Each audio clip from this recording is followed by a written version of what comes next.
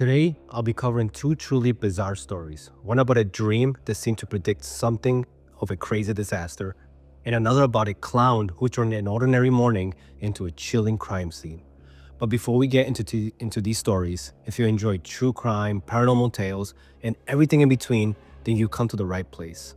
My channel is called Mystery Sauce, so make sure to check me out because I upload a few times a week. So, if you find this interesting, take your phone, turn the brightness all the way up so you can use it to signal aliens. Also, please subscribe to the channel and turn on all notifications so you don't miss any uploads. Alright, let's get into today's story. In the late spring of 1979, a man named David Booth began having the most vivid and unnerving dreams of his life. What he didn't know then was that his nightmare would soon become a reality. So David Booth lived in Cincinnati, Ohio, where he worked as an office manager. His life was stable, modest yet, but fulfilling. He was married, raising two children, and by all counts, enjoying the sort of peaceful existence many aspire to. But in the early hours of May 16, 1979, everything changed. That night, David woke up drenched in sweat, his chest tight with panic. He had dreams of an airplane, silent at first, cutting through the sky. In the dream, the plane banked sharply, rolling onto its back. Then it plummeted to the ground and exploded in a fiery crash. David sat on the edge of his bed, shaken, but uncertain of what it meant. His wife now awoke, noticed his distress, and asked what had happened. Reluctantly, David described the dream, brushing it off as meaningless. But when the same dream returned the following night, and the night after that, he began to feel really uneasy. By the fourth night, the nightmare had grown in intensity. The details became sharper. He could see the smoke billowing from the wreckage, feeling the heat of the flames, and hearing the distant screams of those on board. And yet each time he woke up moments before the dream's conclusion, drenched in the same cold sweat. So after 6 long nights of this recurrent nightmare, David became convinced that it was more than just a bad dream. It felt like a warning. And on the morning of May 22, David made a decision. He couldn't stay idly by anymore.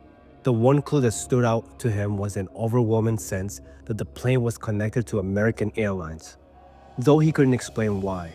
Determined to act on this, he contacted Paul Williams, a manager at the FAA in Cincinnati. When David described his dreams, Williams was intrigued. He didn't dismiss David as a crackpot or crazy or hysteric, but listened carefully. Taking notes, David described the aircraft in striking detail. It was a large plane with 3 engines, 1 mounted on the tail and 2 under the wings.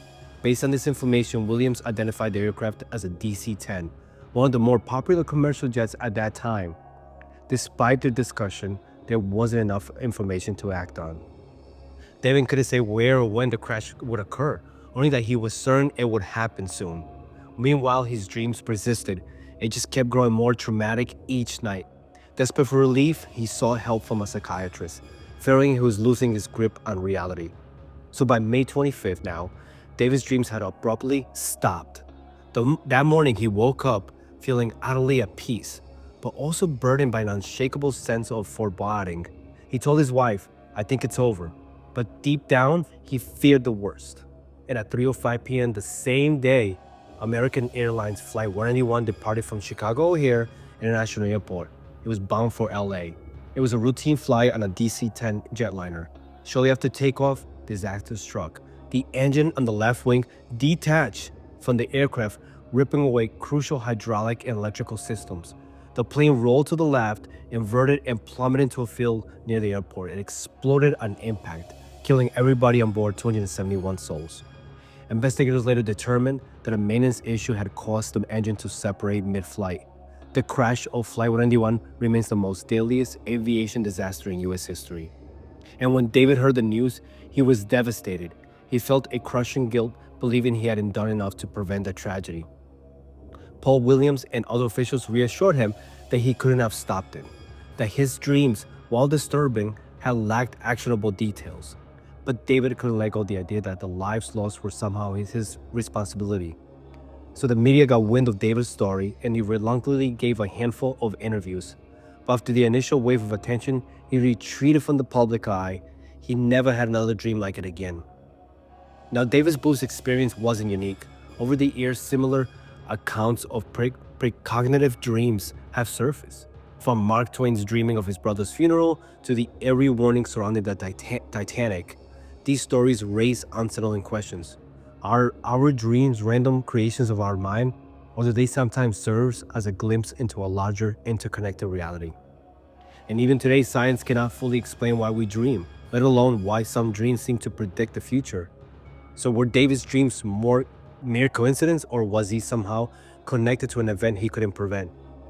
And so the crash of Flight 191 marked the end of the DC-10's era in aviation, as public confidence in the aircraft plummeted. But for David Booth, the incident was more than a historic tragedy. It was a haunting reminder of the mystery science that has yet to resolve this whole issue.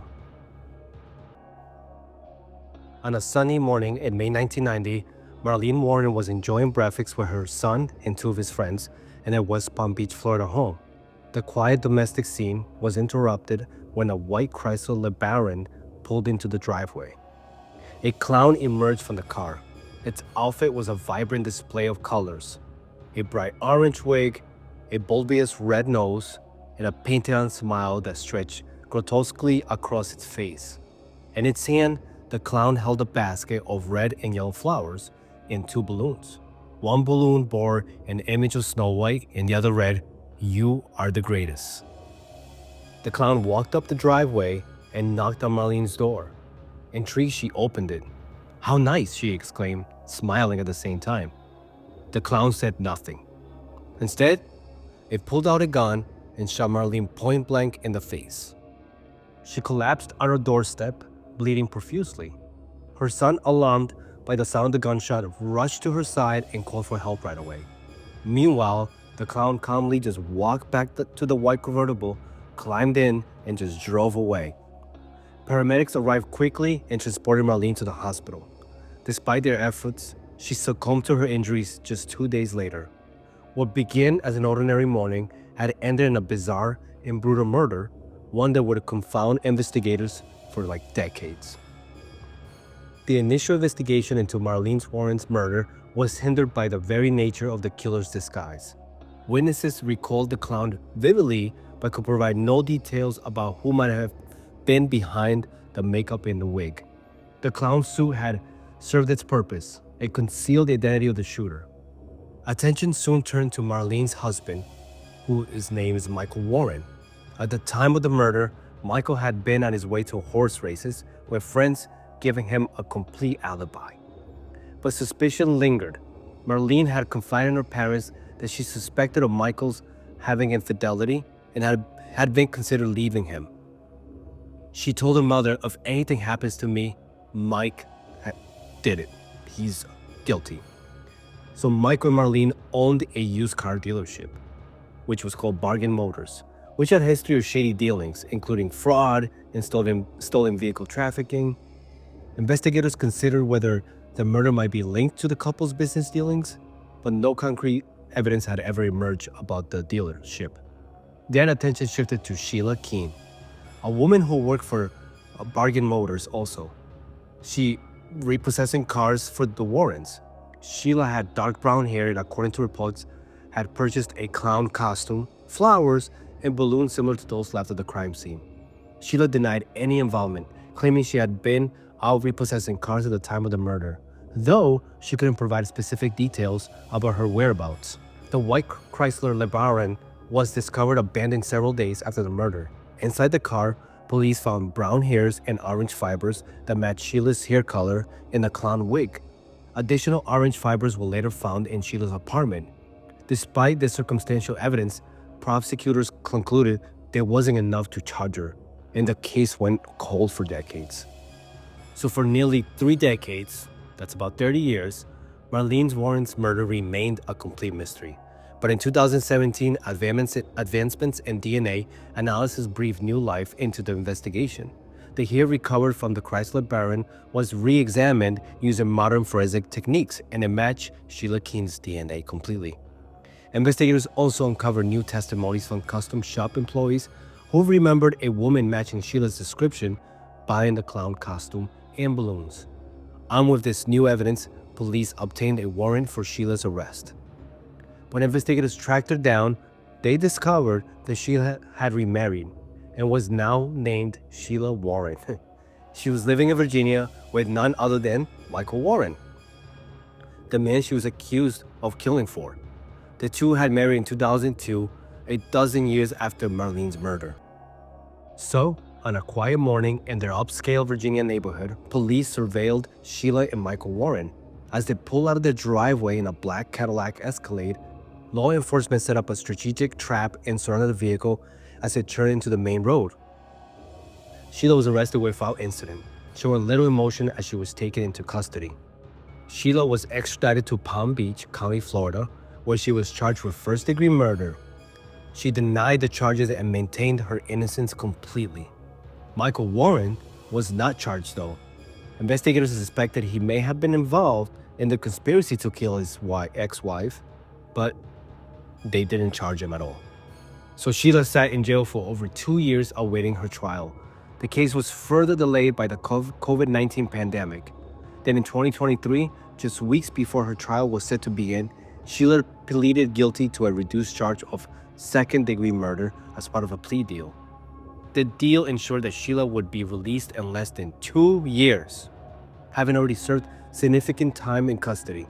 In a statement, Palm Beach County State Attorney David Arenberg said the plea deal brought a measure of justice for Marlene Warren and her family, noting that Sheila had been forced to admit to the murder.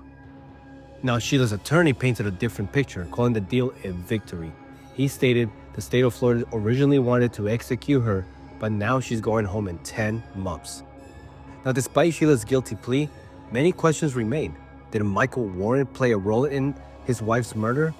Was the affair between Michael and Sheila the motive behind this killing? Probably. And why did Sheila, a woman with a background in traveling carnivals as a clown, chose such a theoretical and horrifying method for committing this gruesome murder on? So that's it for today's stories. If you enjoyed them and want more weird true crime and paranormal tales, don't forget to hit the subscribe button and turn on all notifications.